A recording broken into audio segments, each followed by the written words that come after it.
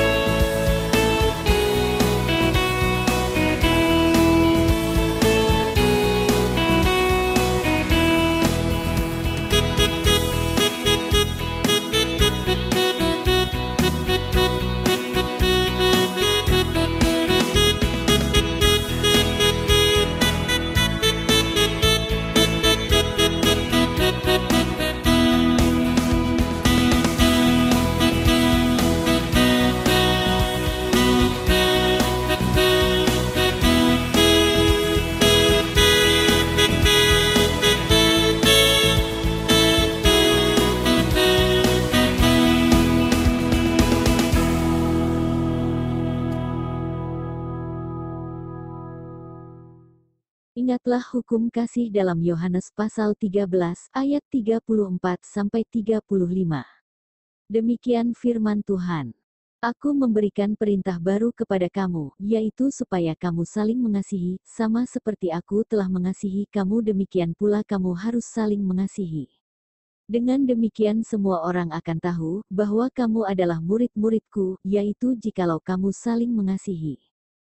Ketika memberikan perintah untuk saling mengasihi, Yesus tentu meletakkan harapan bahwa hal tersebut akan dilakukan dengan sungguh oleh pengikut-pengikutnya. Maka mari, dalam ibadah Paskah keluarga ini, kita menyapa anggota keluarga kita yang lain sambil berkata, "Aku mengasihi kamu." Kekasih-kekasih hatiku, tentu tidak setiap saat kita mampu mengatakan atau menunjukkan kasih kepada keluarga kita, karenanya, mari kita tetap memohon pengampunan dari Allah di dalam doa. Mari kita berdoa. Ya Tuhan yang Maha Pengampun, dengan bibir kami, dan di dalam hati kami mengucapkan kalimat kasih pada keluarga kami. Mampukan kami, agar kami sungguh-sungguh dapat mengasihi keluarga kami, sesama kami dan mengasihi Tuhan, bukan hanya dengan ucapan saja, melainkan dengan tindakan nyata. Dalam Kristus kami memohon. Amin. Kita meyakini, Tuhan yang murah hati telah memberikan pengampunan bagi kita, sebagaimana firman-Nya dalam Yesaya pasal 1 ayat 18. Demikian firman Tuhan, marilah, baiklah kita berperkara.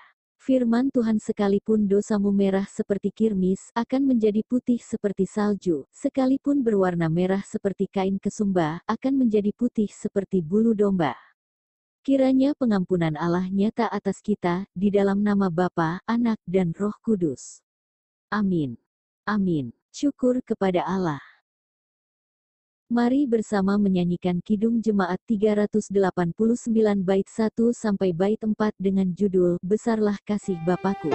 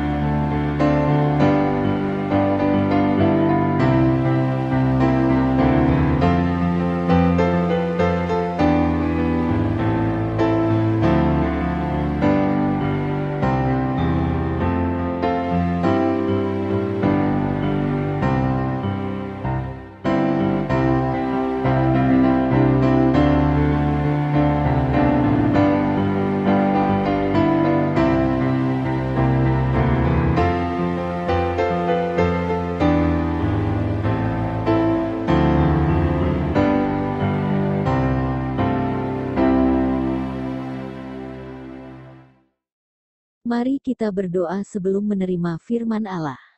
Ya Tuhan yang bangkit, sapalah kami dengan keteduhan firman-Mu, didiklah kami dalam kebenaran firman-Mu dan kuatkanlah kami untuk menjadi pelaku firman-Mu, dalam Kristus kami memohon. Amin. Amin. Bacaan pertama hari ini dari Kolose pasal 3 ayat 1 sampai ayat 4.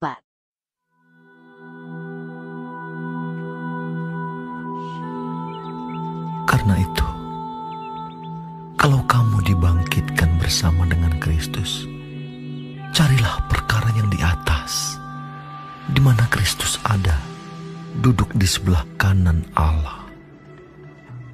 Pikirkanlah perkara yang di atas, bukan yang di bumi. Sebab kamu telah mati, dan hidupmu tersembunyi bersama dengan Kristus di dalam Allah.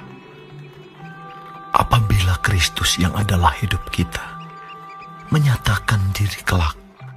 Kamu pun akan menyatakan diri bersama dengan Dia dalam kemuliaan.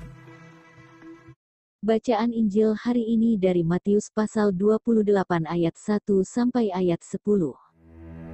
Setelah hari Sabat lewat, menjelang menyingsingnya fajar pada hari pertama minggu itu, pergilah Maria Magdalena dan Maria yang lain menengok kubur itu. Maka terjadilah gempa bumi yang hebat, sebab seorang malaikat Tuhan turun dari langit dan datang ke batu itu, dan menggulingkannya, lalu duduk di atasnya. Wajahnya bagaikan kilat, dan pakaiannya putih bagaikan salju. Dan penjaga-penjaga itu gentar ketakutan, dan menjadi seperti orang-orang mati. Akan tetapi malaikat itu berkata kepada perempuan-perempuan itu, "Janganlah kamu takut, sebab aku tahu kamu mencari Yesus yang disalibkan itu. Ia tidak ada di sini, sebab ia telah bangkit, sama seperti yang telah dikatakannya. Mari, lihatlah tempat ia berbaring. Dan segeralah pergi dan katakanlah kepada murid-muridnya bahwa ia telah bangkit dari antara orang mati. Ia mendahului kamu ke Galilea. Di sana kamu akan melihat dia. Sesungguhnya aku telah mengatakannya kepadamu."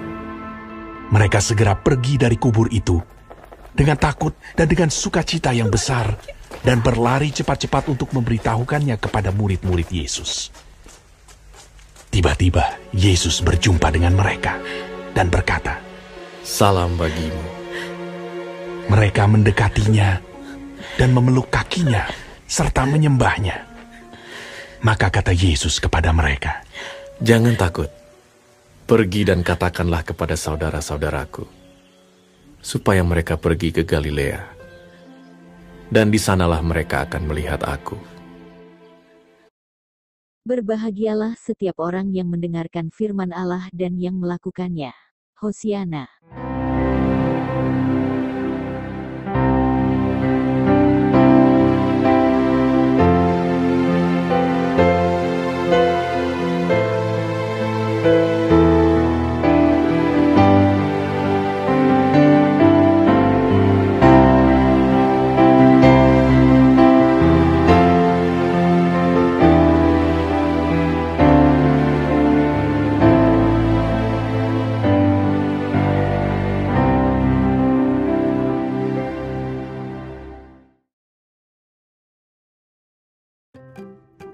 The story of Easter.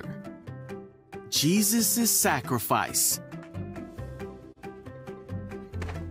This is Jesus, Heyo! who is the Son of God and the Savior of the world. While Jesus was on earth, he taught everyone about God's love and healed people from their sickness. He did many miracles like calming storms and even raised people from the dead. Wahoo!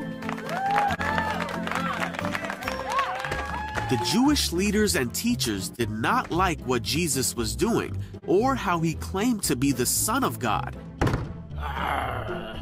And so they made a plan to arrest him to get rid of him once and for all.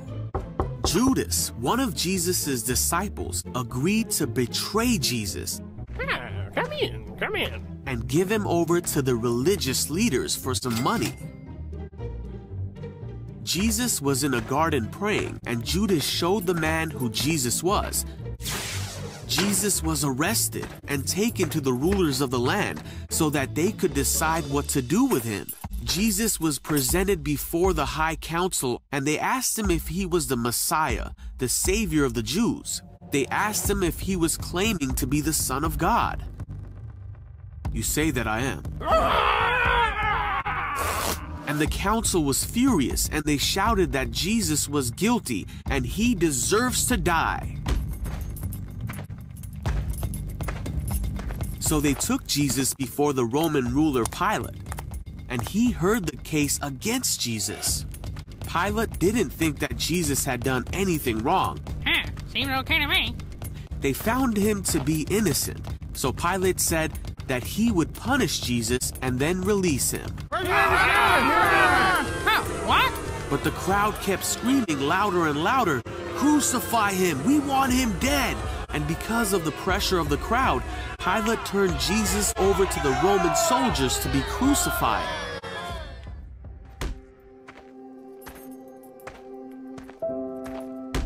Jesus was hurt and spit on.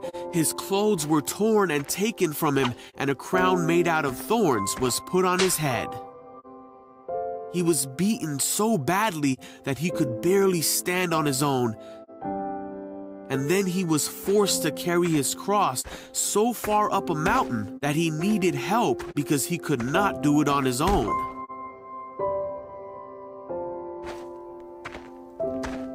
Once Jesus made it to the place where he would be crucified, called the Skull, the soldiers around him nailed him to the cross and waited for him to die.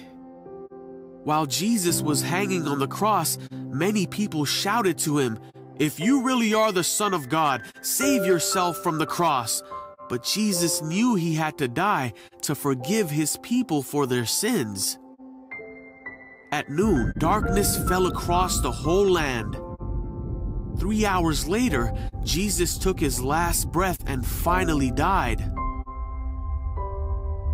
At that very moment, the curtain in the temple that separated the priests from God's holy place tore in two. A soldier watching the whole thing said, "This man truly was the Son of God." Then a righteous man named Joseph came and placed Jesus' body in a tomb. 3 days passed and it seemed that there was no hope. But very early on Sunday morning, the woman who cared for Jesus went to go visit his body and found that his tomb was empty and that he was no longer there. "Don't be afraid," said an angel. "He is not here. He is risen." At this, the woman remembered that Jesus had told them that he would rise again on the third day. And ran to go tell the disciples what they had seen and heard. Huh? Heyo! Ah! And then for the next 40 days, Jesus appeared to his disciples and many others and showed them that he was alive and well. He taught them that what he did was the only way that they could be forgiven and be with God forever. For God so loved the world that he gave his one and only Son, so that everyone who believes in him will not perish but have eternal life.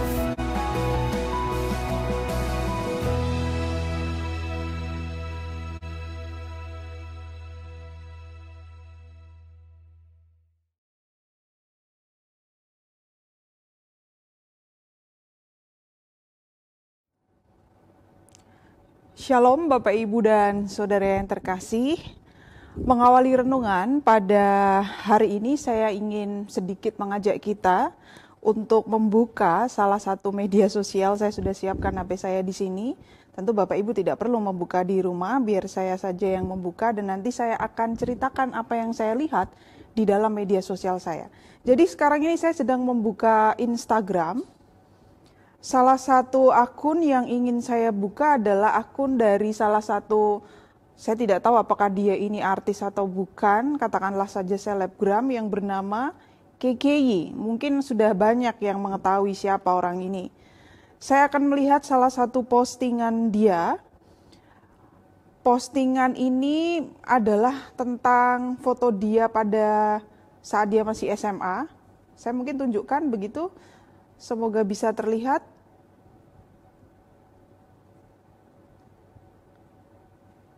Bisa terlihat?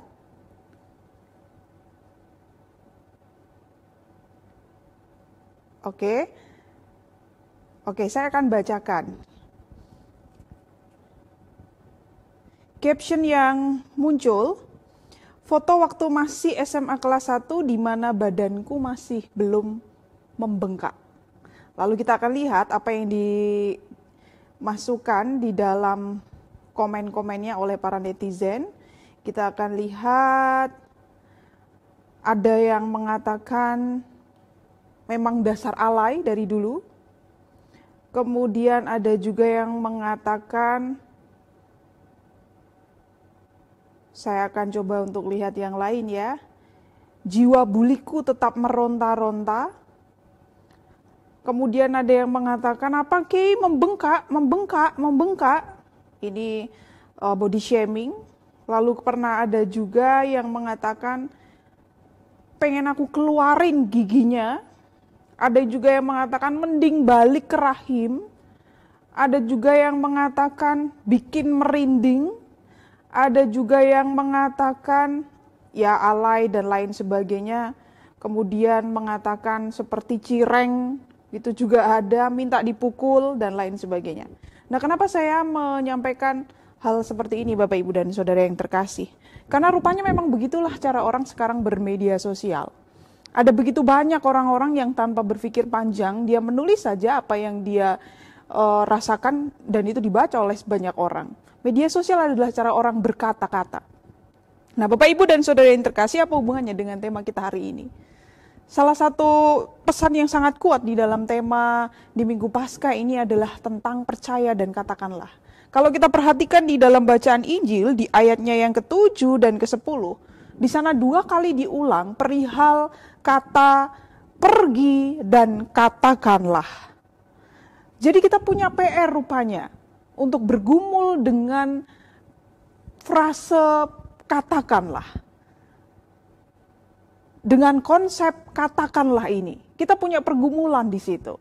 Dan tadi di awal disebutkan bahwa ternyata orang memang memiliki permasalahan yang cukup berat dengan bagaimana cara dia berkata-kata. Nah, lalu bagaimana caranya agar kita bisa menjaga perkataan kita? Sebab perintah Tuhan hari ini di dalam tema yang akan kita renungkan adalah kita diajak untuk pergi dan mengatakan, untuk berkata-kata. Apa yang akan kita katakan? Tentu kabar kebangkitan Kristus. Tetapi bagaimana kita bisa melakukannya? Bagaimana kita bisa menjaga perkataan di saat sekarang ini memang trennya orang memang susah untuk menjaga perkataannya. Bapak Ibu dan Saudara yang terkasih, untuk menjawab pertanyaan ini saya mengingat salah satu nasihat dari kakek saya. Kakek saya kebetulan adalah seorang Muslim. Salah satu nasihat yang dulu pernah saya dengar dari kakek saya yang adalah seorang Muslim. Kakek saya pernah berkata bahwa lisan orang yang berakal itu berada di belakang hatinya.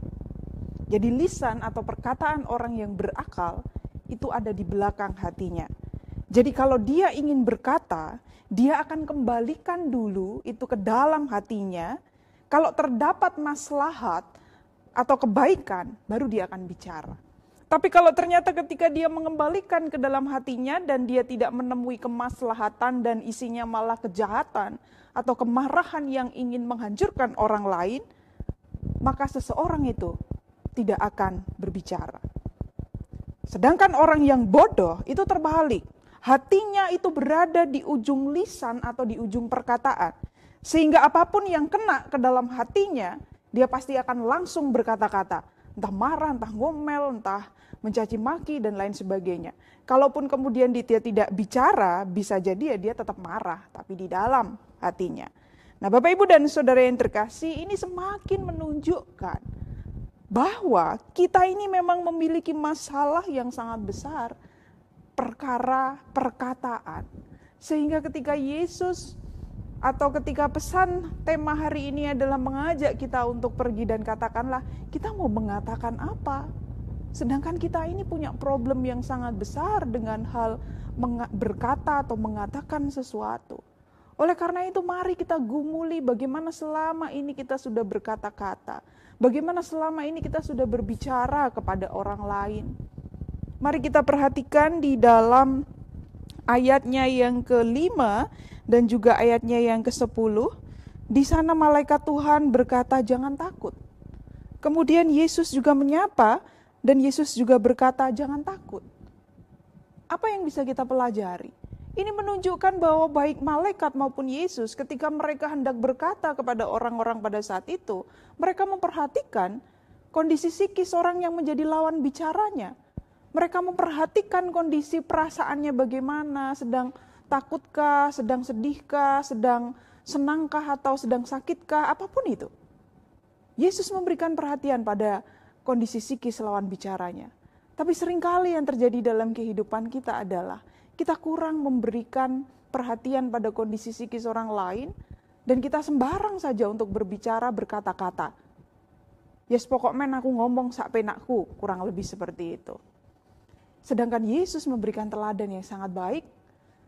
Bapak, Ibu, dan Saudara yang terkasih, ini sering loh terjadi dalam kehidupan kita. Salah satu kalimat yang sering muncul itu kan begini. Masih banyak kok orang yang punya masalah lebih berat dari kamu. Ya kalau orang punya masalah terus dibilang seperti itu tidak mendukung kondisi psikis orang tersebut, ya malah merasa dia tidak didukung, malah merasa tidak mendapatkan support. Cukup hadir, pahami bahwa dirinya yang menjadi lawan bicaranya itu sedang mengalami hal yang berat. Cukup hadir saja tanpa perlu menilai, tanpa perlu menghakimi. Dan hadirlah bersama dia untuk mengatasi segala perasaannya. Itu adalah salah satu langkah yang perlu kita lakukan ketika kita mau berkata-kata pada seseorang. Jangan diberondong dengan berbagai macam persoalan atau pertanyaan yang dia sendiri tidak tahu apa jawabannya. Sudah tahu orangnya salah, malah disalah-salahin, bukannya bertanya, kamu kenapa kok bisa melakukan kesalahan itu? Nah, ini yang seringkali terjadi dalam kehidupan kita. Maka mari kita belajar dari ayat yang ke-5 dan ke-10. Untuk sebelum kita berkata-kata, kita memahami apa yang menjadi kondisi psikis lawan bicara kita. Nah, Bapak, Ibu, dan Saudara yang terkasih, sekarang ini kalau kita bersaksi mengenai kebangkitan Yesus, tentu itu bukan sekedar berkata, Yesus sudah bangkit loh. Tentu kita tidak akan mengatakan itu secara gamblang kepada orang yang baru saja kita temui.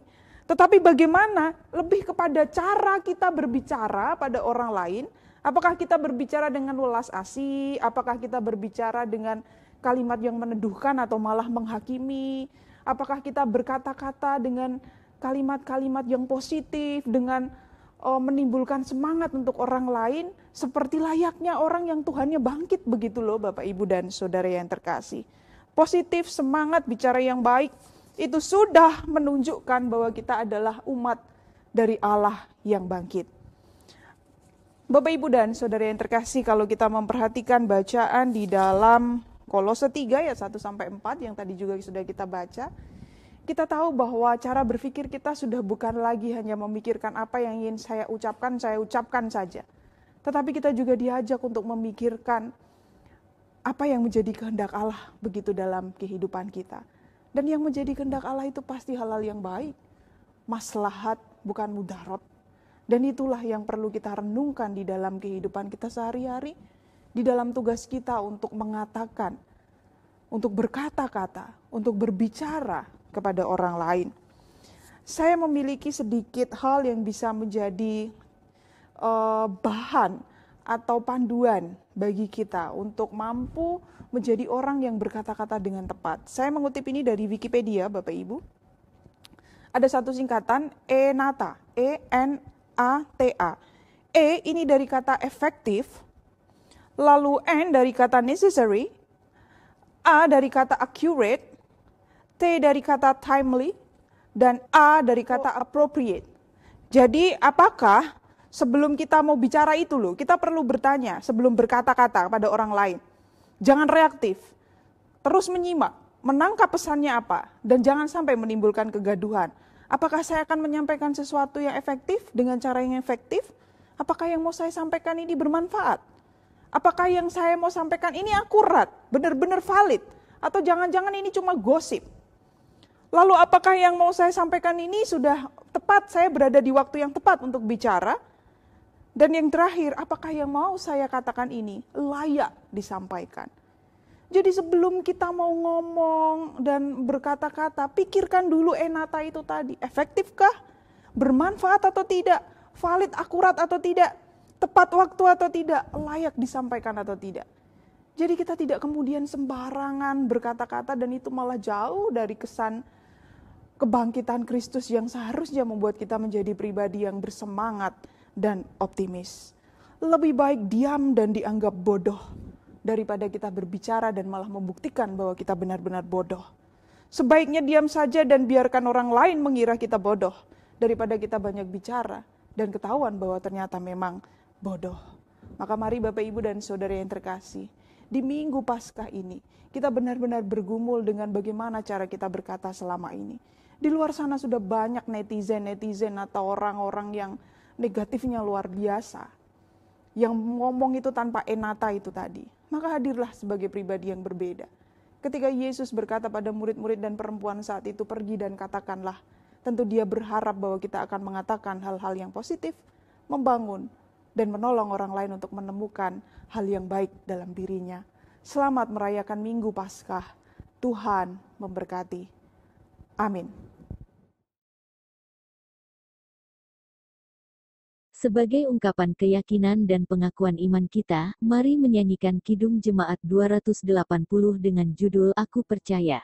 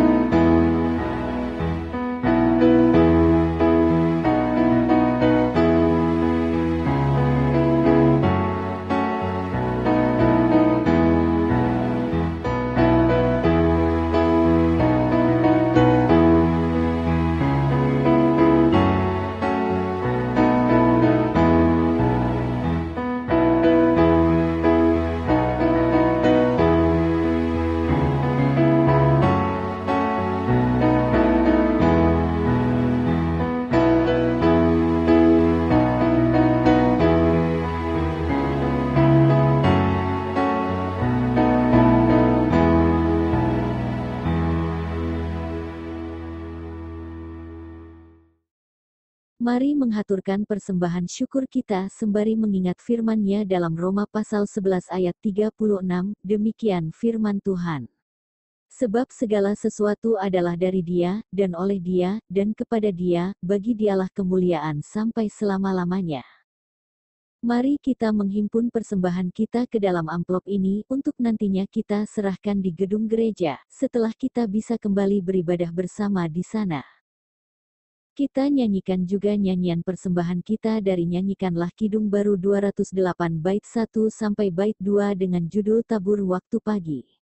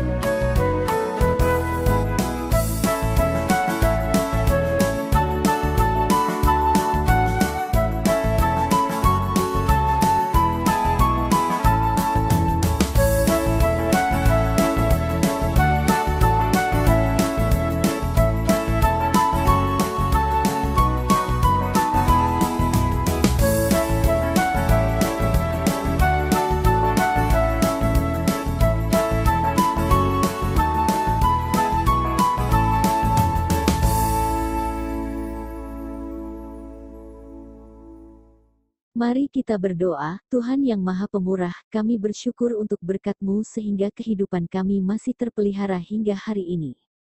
Kami bersyukur melalui persembahan ini ya, Tuhan.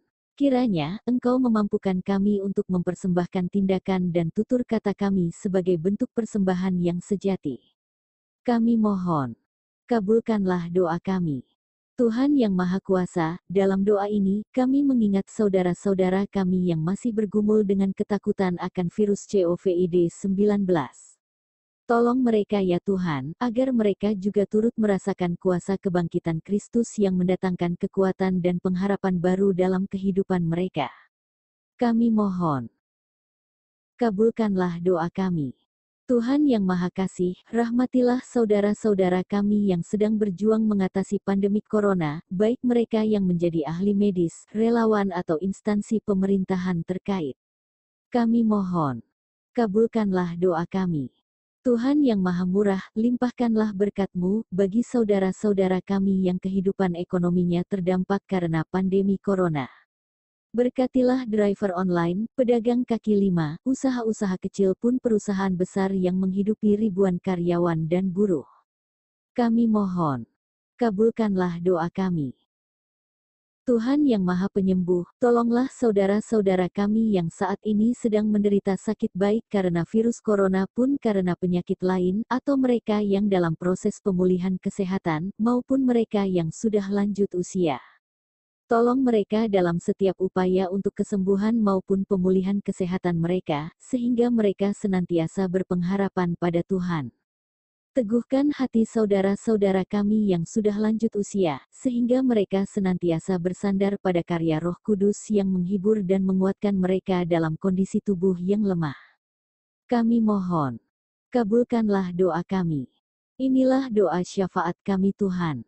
Semuanya itu kami mohon, di dalam nama Tuhan Yesus Kristus yang telah mengajarkan kami berdoa, doa Bapa kami yang akan kami nyanyikan.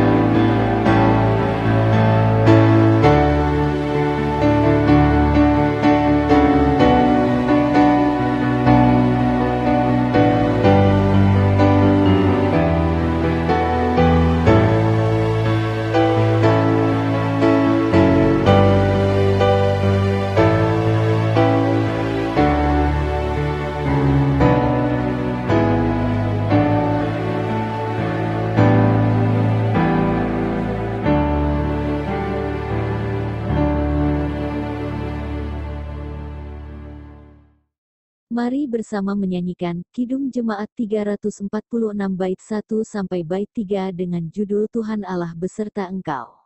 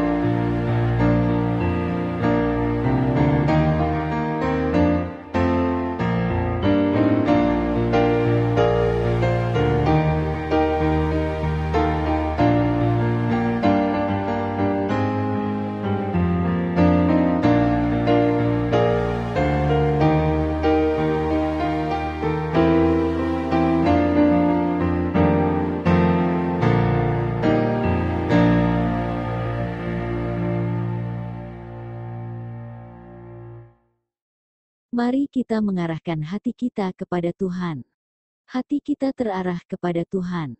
Percayalah dan katakanlah bahwa kebangkitannya membawa keberanian dan keyakinan yang baru. Kami mau percaya dan mengatakannya. Kini kita menerima berkat Tuhan.